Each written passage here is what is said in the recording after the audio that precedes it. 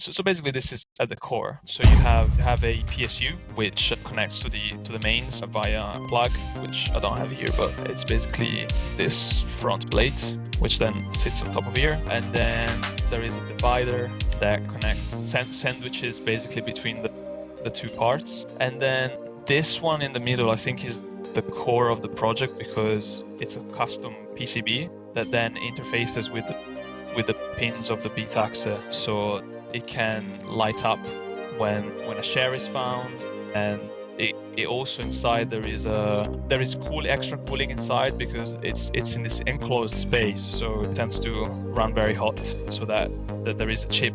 Basically, there is a don't know how technical I should go, but basically there is an Atmega chip that controls that fan and the LEDs. So this is one of the first iterations.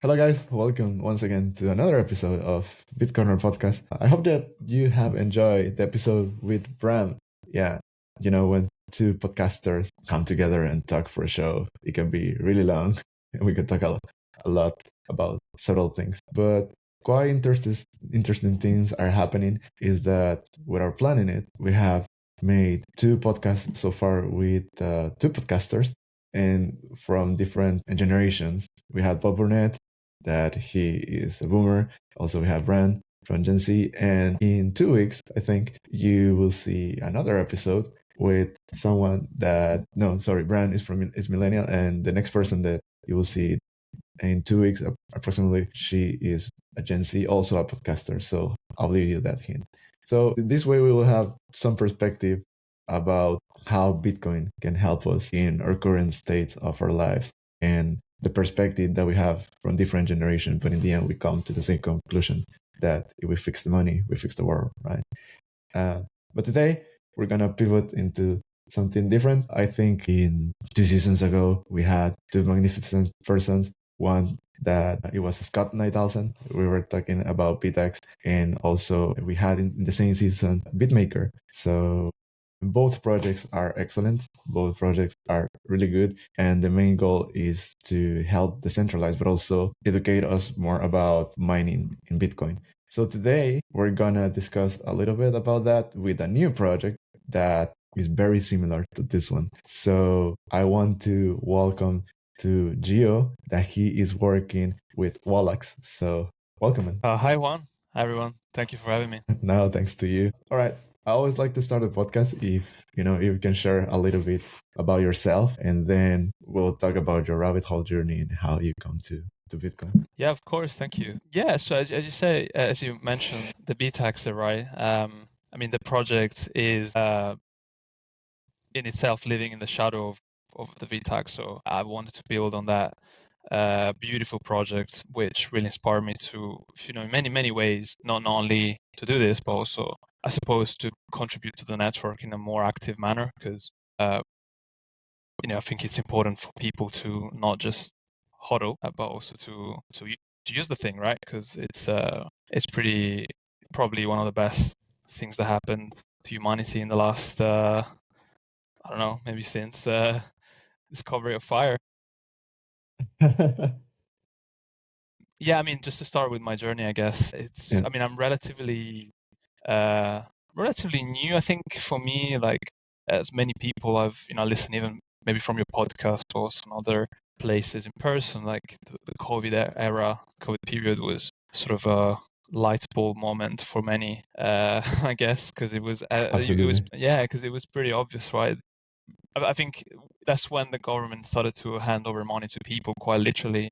It wasn't until then that it clicked to me that something was wrong. And I remember clearly, like before 2020, well, I've always been interested in economics. In fact, I have a degree in economics. Yeah, but up until then, I was sort of, I also studied the Keynesian side of things, and up until then, I always tried to find meaning in the formulas and and the principle that they study, the animal spirits of the Keynesian school, you just accept those things, but they never quite click. And I think also one of the biggest ideas that led me into Bitcoin was from Saifedean, his book, where he exactly, I think I related a lot with his view of things. He was saying, and as he was also teaching to his students, that a lot of these students were maybe engineering students as well. They had a very logical mind, and when they had to study economics, maybe as part of a module, maybe it wasn't their main degree, but it was just a module of the degree, one of the classes of the degrees, they just couldn't really make sense. They were just learning the formulas and just applying them, but not really clicking with them. So yeah, my journey starts there, and I mean, it was very slowly, but then suddenly, right? It was very slow, but then I got like a sudden. I'm not gonna say I went all in, because I always been cautious about stuff in general. But I went all in with my time suddenly put into things. I started to not dedicate as much time anymore to the fiat side of things, and I started to document myself and really learn about what this technology was and the whole culture behind it. And I suppose from there, as I started to to be more comfortable with how it works, because I guess for me at the beginning it was, I had the same questions that everyone had, right? Why it's only 21 million? Why no one can control it? Why no one can just pull a plug? And these sort of questions. And after that really settled with me, I've started to understand that it really is a shame that the main use case today is just holding it or hodling it and just keeping it there without really doing anything. And I think my first experience with paying was to move it from an exchange. Obviously, everyone starts from an exchange, right? But I remember I was I was moving my coins out, and I was super worried, obviously, because I don't know about you, but the first time I started to do this stuff, I was super worried that where is this stuff end up going. And yeah, when I started to move it very simply on chain with wallets on my phone and on my, I was really blown away. I don't know, I had a very magical moment, because I was like, wait, I know this app because I just downloaded it from a GitHub repo. There's no third parties. There's nothing. I have a node at home. I'm running it with really scrap computers. I don't I really want it. Well, I also have a better node, but I really wanted to experiment and just use stuff from. I have this laptop from 2011, when I was a kid. It does have an SSD, which is essential for running a node, I think. But yeah, it just really blew me away. And from there, I started to dig really deep into the technical rabbit hole, and I sort of identified mining centralization as a real practical threat. And there's more threats. I think Bitcoin is under constant attack, and maybe we can delve into that. But I've picked what I think I can control, or at least I can contribute actively to, which is mining, and especially, as you mentioned, Scott, which I saw the interview actually you had with him. He doesn't really go often into a podcast, so it was good to see him speaking. Yeah, as you were saying, this is pretty significant, because now everyone can contribute in a somewhat meaningful way to mining decentralization. Yeah, absolutely. Actually, I was impressed because you said that you study economics, and I want to ask you something. I study engineering, and I had classes that it was economy, but in my classes we had everything related to Keynesians, barely about Austrians. But your career is purely economic. So my question is how much do you learn about actually Austrians economics? Zero. It was. I mean, maybe I should also say it wasn't pure economics. It was business and economics. There was a lot of accounting as well. But so maybe a pure economics degree would have talked about ocean economics a bit more. But I remember it was just a footnote on one of the lesson slides, and they said, well, it was one of the optional readings.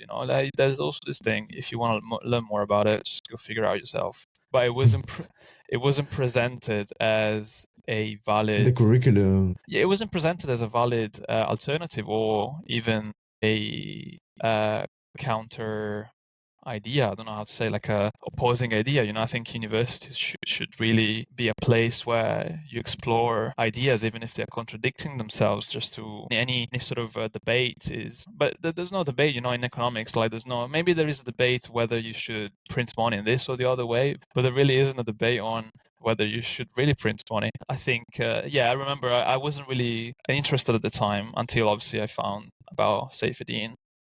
Mm-hmm. And but as he says, I mean, this makes a lot of sense because, as he says, universities at the end of the day are part of the Keynesian system, right? They're just nodes in a way. You could see them that way. Yeah, and the incentives is of course staying in Keynesians, not teaching Austrian at all. So yeah, but I think that's something that actually in El Salvador we are starting to change, at least in the public school curriculums. That's why they're starting to teach the Bitcoin diploma, which is now part of the educational system in all the public schools. Yeah, So I've actually, I wish I think I know where it is. I have try to find it.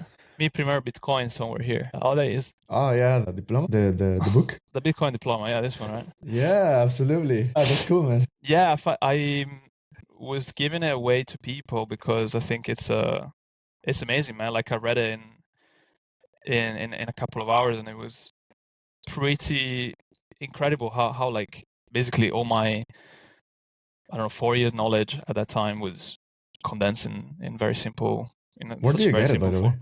Do you want to El Salvador? No. I wish. Maybe one day. No, it was printed by some of the local Bitcoin communities around here. They just were printing it for, Oh, that's and they cool.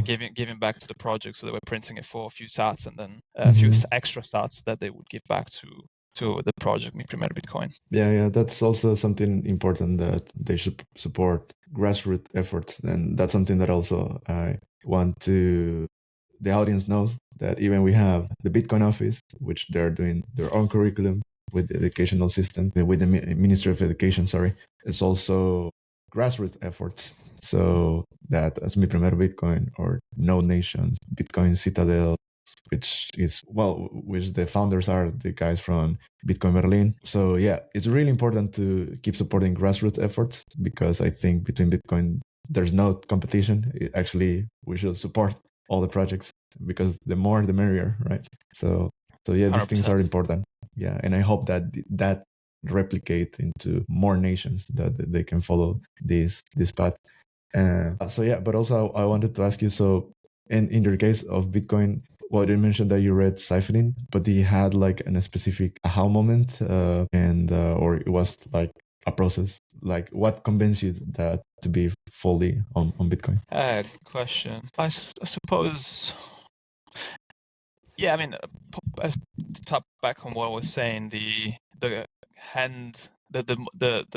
handouts from the governments at the time during COVID, I think that those were somewhat of a haha moment, if you will, because I don't know where you were in the world at that time, but at that time I was in the UK, and we had something called the furlough scheme, which was basically the government would say, don't go to work because it's dangerous. Oh yeah. And obviously, you can't just say that, and people would just lose their jobs. So the government was giving them 80% of their pay. So it didn't matter. Sorry, I should say 80% was given to the businesses, and then the business was paying 20%. So maybe it's not exactly like that, but anyway, the government was giving pretty much money for people to not go to work. And because I was considered to be an essential worker, I couldn't do that. I actually went to work. So for me, it was like, well, why am I working? Like, why am I basically paying for these people to not work? And I mean, at that time, it was pretty obvious, but it's something that keeps going on, right? Because I think the end goal for many governments is to have some sort of universal base income, and so they extract as much wealth as they can from people, and then just try to keep who doesn't have a job or doesn't want to work happy. Owning nothing and being happy, as they say. Yeah. But yeah, for me, that was the aha moment. And I guess, if you will, other things where, as I said, when I started to use the thing, right, because I understood that you can move incredible amounts of wealth without really needing anyone, any counterparty, anything, just a laptop really, and like an internet connection. Mm-hmm. And it really blew my mind. Absolutely. Yeah, I get you. I was actually right now in Spain because normally I come and go. So yeah, I was, but during COVID I was here, so it was basically the same thing. We have a curfew, we couldn't move. It was very restricted here. Yeah. So I understand that part. What is what I wanted to ask you? Oh yeah, so coming back to Bitcoin, how do you get interested into mining? I mean, Bitcoin has several rabbit holes, but what gets you to start into mining? Yeah, so I think mining always kind of scared me in a way because it always was. So in fact, it was one of the things that I picked up probably later on in my journey, more recently. Mm-hmm. And because yeah, almost like on my readings and my learning, I always parked the topic in a way. I always said, yeah, that happens. There's very powerful computers that do very complicated mathematical equations, and that's it. But when in reality, they're very simple, they're very dumb machines. They just iterate over the same stuff trillions of times I mean, the whole network is trillion of times every second. Mm-hmm. But yeah, at the time, I guess I was scared because obviously you have these bigger mining farms and huge businesses. So it's not something that the average user thinks that they can participate in, right? But then enter the Bitaxe, and my first interaction with the Bitaxe was at a very small meetup that we had Mm-hmm. where I was living at the time, and there was one guy called Dunk from, I think he goes by IMGPIO. Is a project on GitHub, and Okay. I think he contributed to the original Bitaxe. It wasn't Scott directly involved with Scott and WantClue, I think, which are the main maintainers, but he was working around it and he was contributing, and he brought this one of the first Bitaxes to see for everyone Oh, cool. in action, and he built like some extra stuff like some LEDs that make it light up if you find a block or whenever you send a share to the mining pool. And that was probably my second big haha moment, I guess, because I was blown away. I was like, oh crap, you can mine with that thing, and it just sits on your desk. And so Yeah.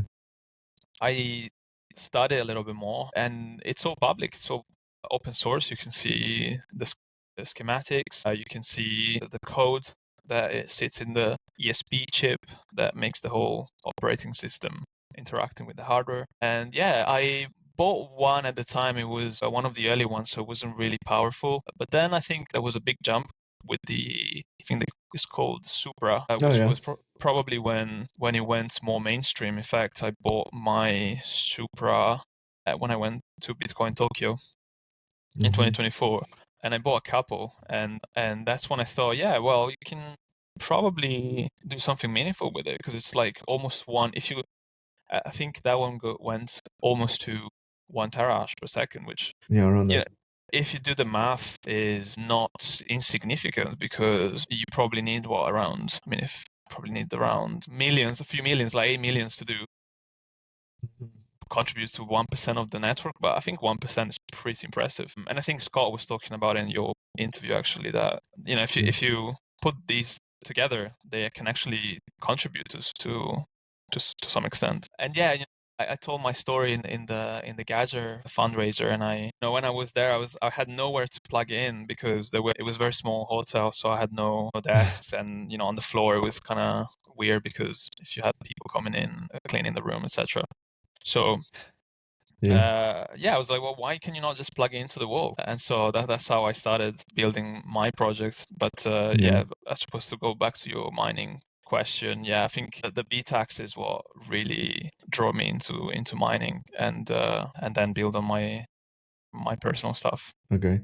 You mentioned Geyser, and I know you started your funding there. Yes. So I have a question for the people that probably want to start their own projects on Geyser. Do you have any tips, or why do you do it on Geyser? I mean, me as well started my own podcast in Geyser, the first funding. Oh, cool. When was it? almost 3 years ago now. Okay. Yeah, it's been around for a while, but I think it's now getting a bit more traction. Mm-hmm. And yeah, I heard the first time about Geyser, I think with what's the name of that book? Bushido of Bitcoin from Svetsky. Mm-hmm. I think he founded it there, and I did contribute at the time, but I ended up buying the book on Amazon. But what was it saying? Yeah, I found it there, but then kind of forgot about it. I think that was a few years ago. Mm-hmm. And then, yeah, when I started to build this project, I thought, for me, it wasn't necessarily about funding. It was more about having a platform to let people know more about the project and contribute and buy their own if they wanted. Mm-hmm. And I found it very slick. Let me let me say that, because it Okay. was I think it took me like an hour to put it together, and you don't need approvals because there's no fiat involved. I mean, if you want fiat, then you can go through, and that's Mm-hmm. obviously a legal requirement. But if you just want to get sats, you really need just a wallet, or Lightning preferably. I think I did mine with Lightning. I don't know if you probably can on chain as well, but I think they're now changing also system a little bit, because the funds used to sit in their own wallet, and I think now they just give you the sats immediately, so you don't have Yeah. to cash out. So I think that's even better. But I guess it gives people also a layer of responsibility they have to take on. Yeah, absolutely. Yeah, no, I was asking because it has evolved. So the first time that I do it, the platform was not like that. As you told, they were the custodians of the money, and then you cash out. But now it goes there, and yeah. So I was asking you, just in comparison, and people I know that could be also interested in probably do their own. Yeah, I mean, I would say project. I met all the people that are working on it, which are Mhm. 3 people, believe it or not. Yeah. Maybe there's more collaborators, but I think the main guys is 3 people, and I know Mick, the founder, Mhm. Mhm. closely. Well, closely. I mean, I met him in person. Mhm. They're amazing people. Like they really want your project to succeed, especially if if you have a cool project, they generally might reach out and help you with doing some marketing, and I think they have a lot of networks as well, which I know you can even pay for if you want. And I think they take a small percentage, and they put your project in mailing lists and X accounts, which is, I think, very cool for people. There are a lot of alternatives recently. I think, well, I say a lot, but I know a couple. One is Ango, which I think is more of a protocol than a platform. It's technically open source, so it's maybe less for profit. And then the other one, I think BTC Pay Server is doing a fundraising functionality, which is interesting. But I think Geyser is, if you are at the beginning, like it's your first campaign, and you know very little about selling something, or selling yourself, even selling your project, I think they can give you a lot of support in that.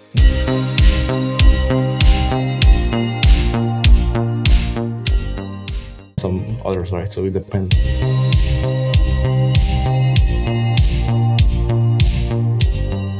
Cuando dejas tus activos digitales en un exchange o en custodia de alguien más, te expones a riesgos de terceros no deseados.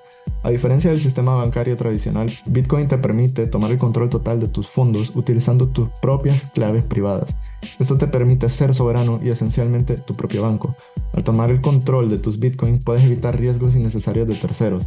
Almacenar tus Bitcoin en custodia de terceros como los exchanges puede exponerte a ataques de actores malintencionados, gobiernos o estafadores que lo único que quieren es apoderarse de tu dinero. Las billeteras de hardware aumentan la seguridad de tu billetera porque tus claves privadas se almacenan en un dispositivo especializado que no está siempre conectado al internet.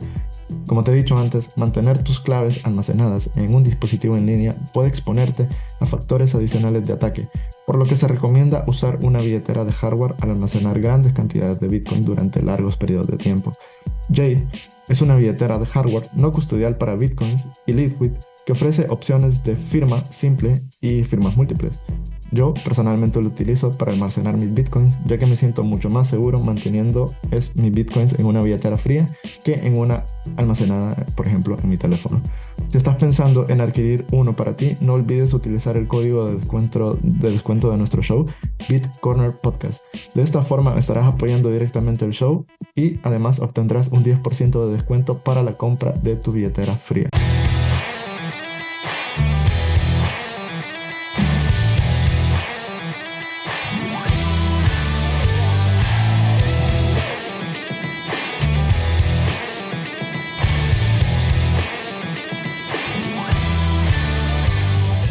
This podcast is brought to you by Bull Bitcoin, the most trusted Bitcoin-only exchange built by Bitcoiners for Bitcoiners who give a damn about sovereignty, not altcoins, no custody, just pure Bitcoin straight to your wallet.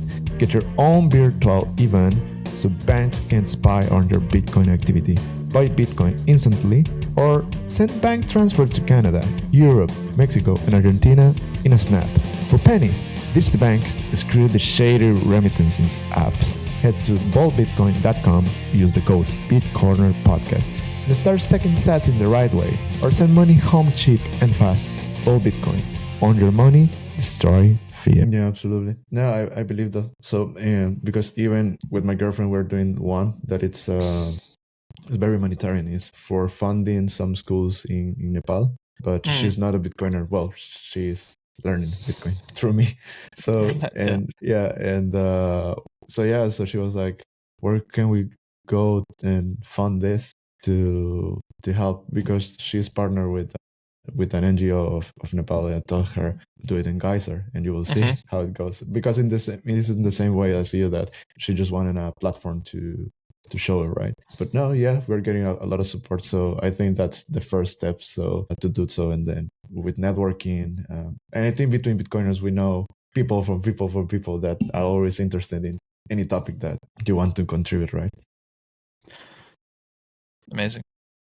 Yes. And what I want to ask you, so if you can explain to the people, what is your project, what is WallAxe?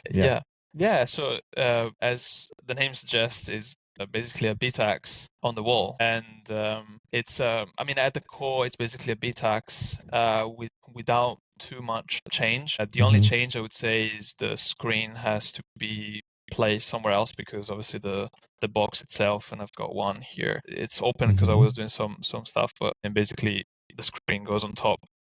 And so the connector inside has to be soldered, but that's pretty much it. Everything else kind of screws on or plugs in. So maybe I can show you internally, but it's all via 3D printed parts as well. So my goal with this was to let people download their files and assemble their own thing. And every component that is used to make this is available in major electronics store like DigiKey, Mauser, all those large retailers. So basically, this is at the core. So you have a PSU, which connects to the mains via a plug, which I don't have here, but it's basically this front plate, which then sits on top of here. And then there is a divider that connects, sandwiches basically between the two parts. And then this one in the middle, I think, is the core of the project, because it's a custom PCB that then interfaces with the pins of the Bitaxe, so it can light up when a share is found. And it also inside there is extra cooling inside, because it's in this enclosed space, so it tends to run very hot, so that there is a chip. Basically, there is a don't know how technical I should go, but basically there is an Atmega chip that controls that fan and the LEDs. So this is one of the first iterations. These pins then go on top of on the back of the Bitaxe. And then on my most recent prototype, I'm basically adding USB charging.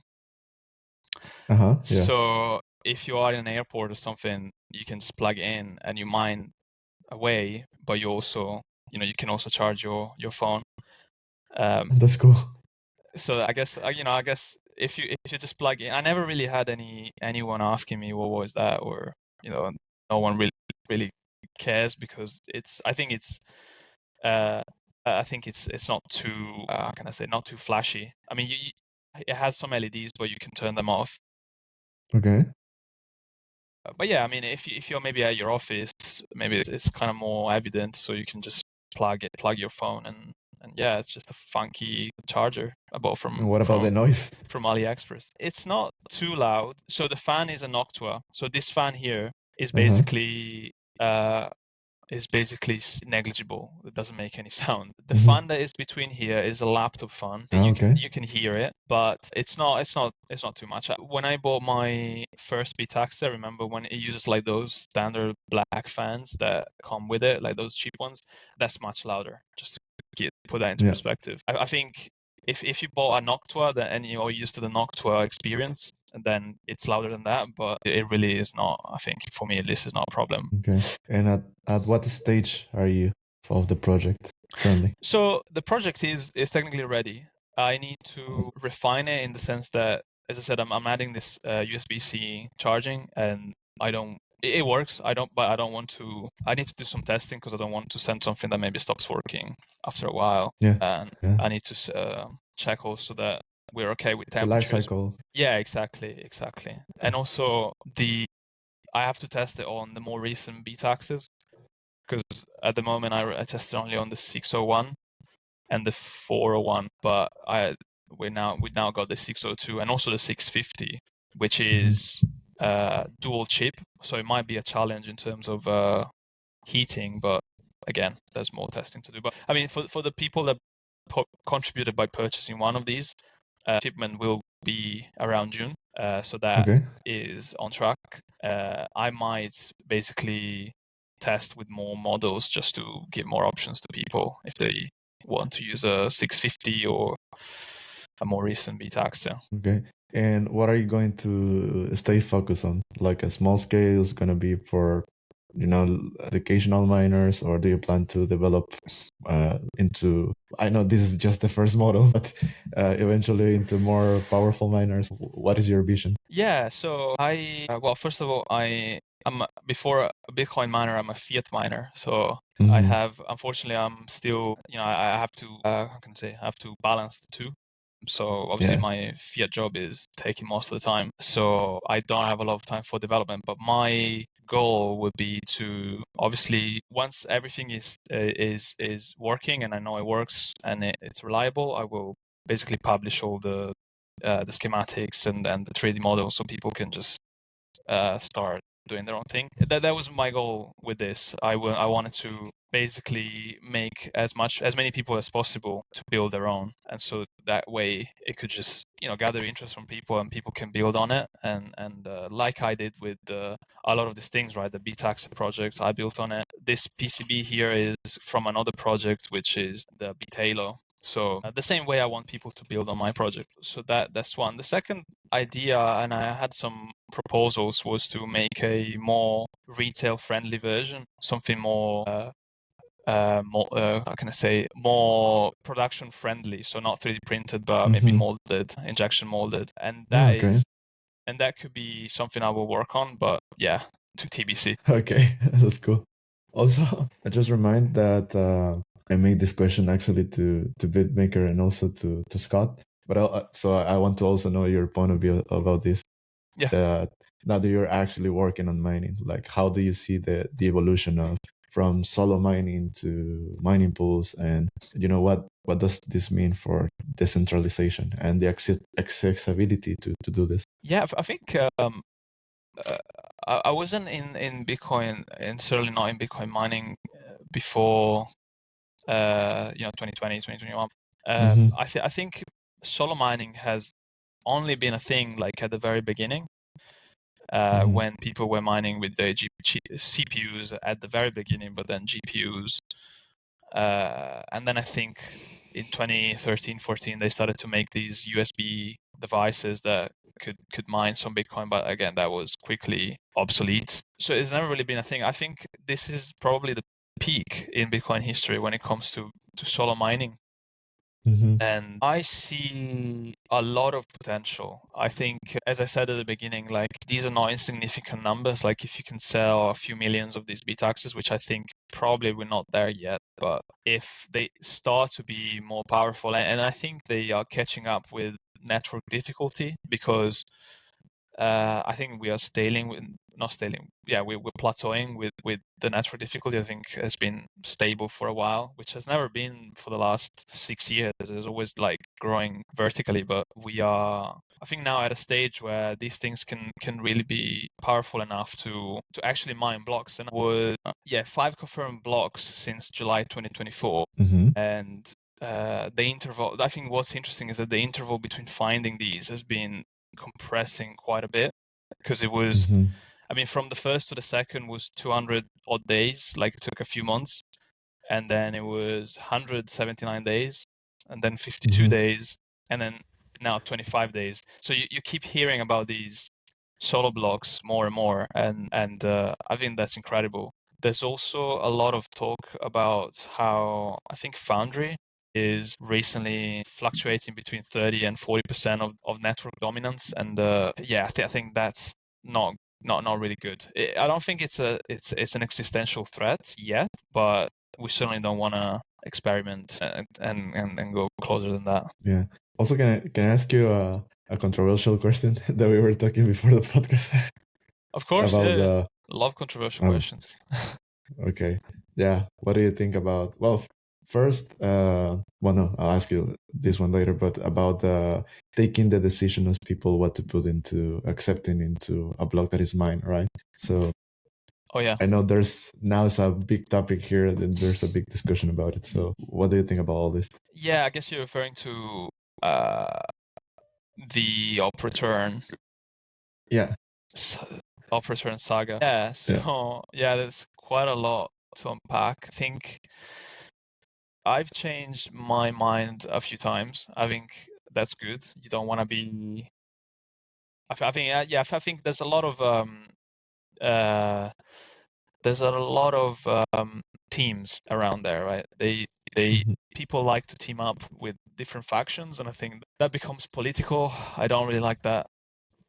Yeah. But my general feeling is that you should be conservative with Bitcoin development as much as you can.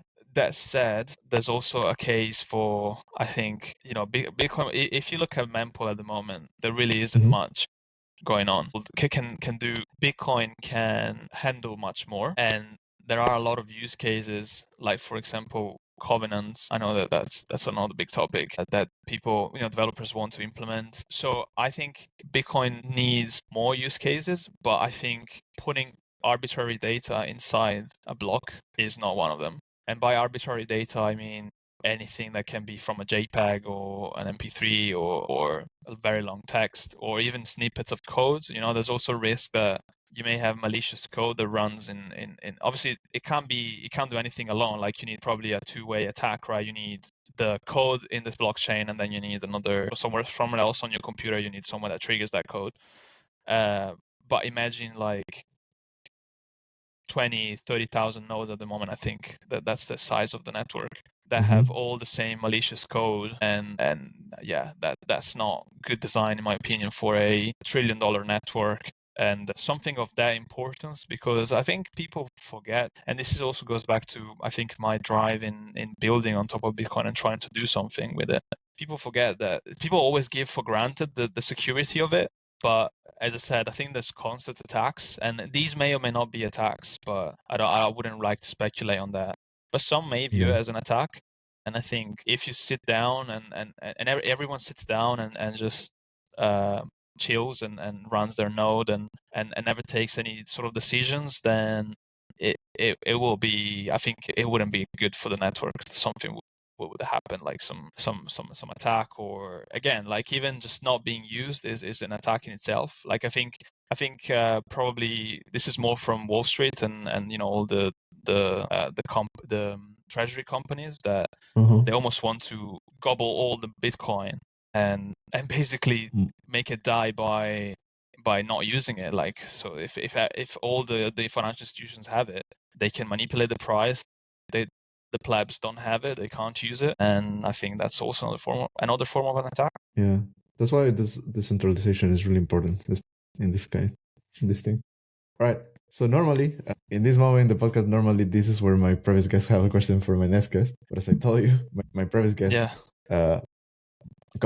comes after you because he's sick. So, but I have a question for you that actually made to Bob Burnett, and I want to know your opinion as well because it's quite interesting. It's kind of philosophical, but I think it's a discussion that is currently happening little by little, and is that that there's a discussion about quantum because quantum computers, little bit are evolving, and there's also this question that what will happen to Bitcoin. There's going to be a threat. Of course, it's software, so software can be uploaded and Bitcoin can be safe for the quantum threat, right? Yeah. But the question is that, and this is, I think, is philosophical for now, but it will be a time to make a decision. That what do you think should we do with the Sats, with the Bitcoin of Satoshi Nakamoto? Because once the quantum threat comes here, should we leave it there? Should we move it to a wallet that is safer? What do you think that we can do about this? Yeah, that is an amazing question because I never thought about it, to be honest. Yeah. Yeah, because it's almost philosophical because from one end you can release all the coins and the inflation will go up of Bitcoin for at least for a moment. I don't know. Do you have the number on hand? How many coins are at risk? No, but we can check it out. How many coins are there? I'm gonna ask ChatGPT. Yeah, same. So we can double check. Mine says around 14 to 20% of the total supply. So 3 to 4 millions are considered permanently lost or inaccessible. I got 1 to 1.1 billion based on early blockchain analysis. Interesting. Okay. Well, anyway, I think they are significant numbers. Yeah. Okay. So I think there are a couple of things I would say. From one end, I personally, as I said earlier, I think you should be as conservative as possible with Bitcoin development. So I am tempted to say that they should probably let it go. But on the other hand, I'm struggling with the fact that one of the core principles of Bitcoin is private property and the fact that property rights, exactly. Property rights, your coins are your coins, and it doesn't matter if they're lost or presumably they are Satoshi's coins. They were someone's coins at some point, so they should stay there. I think I would probably lean towards this last idea, which we should probably find a way to prevent that from happening on the basis that they were the coins that were mined by Satoshi, and Satoshi ethos, if you will, was to obviously make this thing scale and decentralized. He had to create some coins at the beginning, but I'm sure that if he could have avoided that, he would have. I don't think, or he or they or she, obviously it could be anyone. I think those coins were necessary to be, and maybe he even wanted. There's also a case to be like, who knows? Maybe he wanted them to be sort of distributed at some point, and that brings the case for maybe some sort of protocol that slowly releases them. So I don't know how. I'm not really an expert in Bitcoin development, but how would it be a good idea? Perhaps slowly release those coins. And so instead of making them vulnerable to a one-time attack and one person gets all of them, why not making them like increase maybe the block rewards by a small percentage, so then they're slowly released into the already existing schedule of coin release. Okay, yeah, interesting. Yeah, for me, it's every time I'm changing my opinion about this. Yeah. So, because I think there's a lot of things to consider. Just this question itself is a rabbit hole. So, but it's good to make this question. It is. Right I now. wonder what did your previous guest answer? Bob Burnett, he was more aligned to like his property rights, so it's very similar to what you answered. Okay. But also, yeah. And also, no, his expertise is a little bit, well, not a little bit, a lot on mining and block space. Yeah.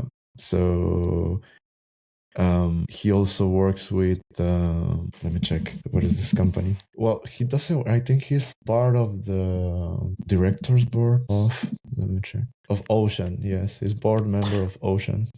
Okay. It's Bob, yeah, it's Bob Burnett, that he's one of the guests of the Bitcoin Boomers and the CEO of Barefoot Mining. Actually, he introduced me the concept of block space. I never touched this concept before, but it's quite interesting. He says that actually miners don't mine Bitcoin, they mine blocks. And eventually, well, it's like a huge new market. Well, no new market, but in the future, that will be like a very, how do you say, valuable, in the sense that because of the fees that they will be struggling with miners and everything. So Yeah, I was there's something I always question myself. Like as I said, I think there's a case for that. There's more use cases than Bitcoin. I mean, when I say Bitcoin, I mean block space probably more than Bitcoin itself. Because I suppose if you do something more with that space, you can also implement some more functionality or something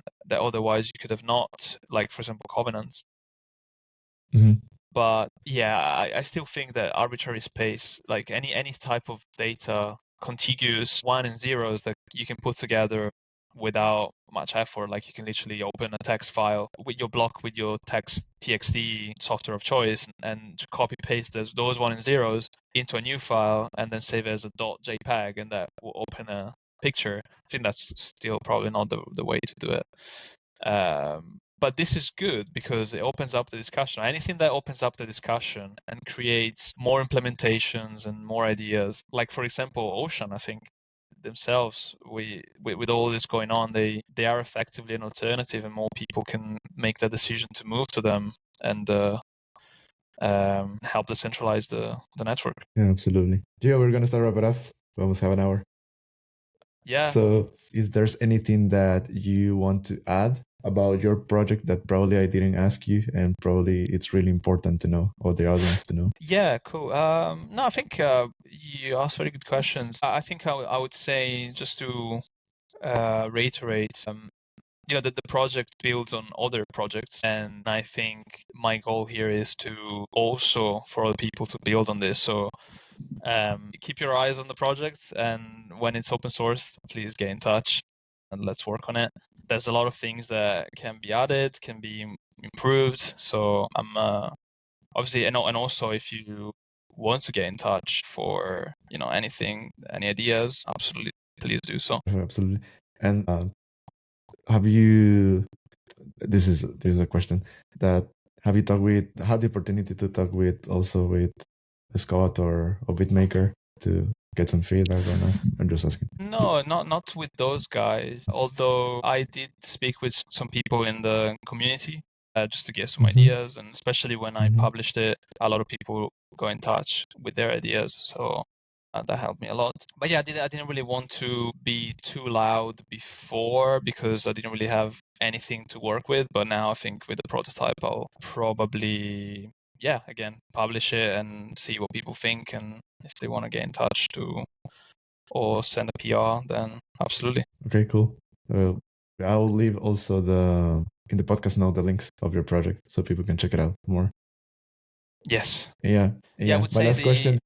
The Geyser campaign is as terminated, so I'm working with the guys to open just a shop so people can still contribute by buying their kit, or if they just want to drop some sats, then they can do that. So it's not yet live, but hopefully by the time this goes out, it will be. Okay, cool. Perfect. And so now is my last question. My last question is, I always like to ask this. What do you think is the most valuable thing that Bitcoin has provided in your life? And I'm not talking, of course, about the monetary value. The question is more deeper than that. Yeah, no, that's a very good question. I mean, in fact, the monetary value is probably not that significant, right? Because if you're anything like me or what we discussed in general, you probably wouldn't trade on it, right? You wouldn't sell and get profits. But I think this is pretty, my project is probably the biggest gift that Bitcoin gave me, because the biggest value that I got from Bitcoin, because I don't know, I mean, there's a lot of open source projects out there, but the scale of Bitcoin and the complexity of it, and the community and the cohesiveness of the community around it, and the willingness of all the people to help each other, I think is great. And I don't think I would have been able to, starting from a economics business background, to pivot into more like electronic engineering and start really understanding how hardware works, how even coding to some extent. I mean, nowadays with AI, maybe coding is more trivial, and I've done a lot of that. But I think it's, quote Jeff Booth. I don't know if you follow him, but Absolutely. he says that Bitcoin gives you purpose when you start shifting away your energy from the old system to the new system. Well, new system hopefully, but to the Bitcoin system. Yeah. Bitcoin sort of gives it back to you because it's a circular thing. It just comes back to you in a way. I don't know if it makes sense, because in the fiat system, your energy is sort of wasted because your energy is extracted from you, as opposed to Bitcoin. When you put your energy into Bitcoin, anything, could be a project, could be a donation, somehow will go back to you, maybe with a better community, with a better, more secure network, more products available to the people that then can build on it, contribute to it. And I think this is probably the main gift for me from Bitcoin. I totally agree with you, because I love this, actually, the simple phrase, simple quote that we had, the fix the money, fix the war, right? Because it's so simple, but but in the background it's more like a deeper thought, because it talks about the first order effect, that if you fix the money, then fix some stuff in the society, like poverty, or corruption, racism, wars, etc. Right? So yeah, I agree with you. I love it. Gio, thank you very much for your time. Thank you for being in the podcast. It was fun. I learned a lot. Yeah. And hopefully to have you in another episode in a couple of months, when everything is already released and you have your more iteration of it. So good luck, by the way. Thank you. No, I really appreciated your time, and it will be good to see some in the wild, right? Because at the moment, I think I only was able to use it and take pictures and videos of it, but I'm already working on sending one of these prototypes to Bitcoin community over in Japan. They will do some testing, hopefully, and take some. That's nice. Awesome. Yeah, let's keep in touch about this and keep us updated in your socials. So yeah, anyways, thank you very much. And guys, that was it. So see you next week. Ciao.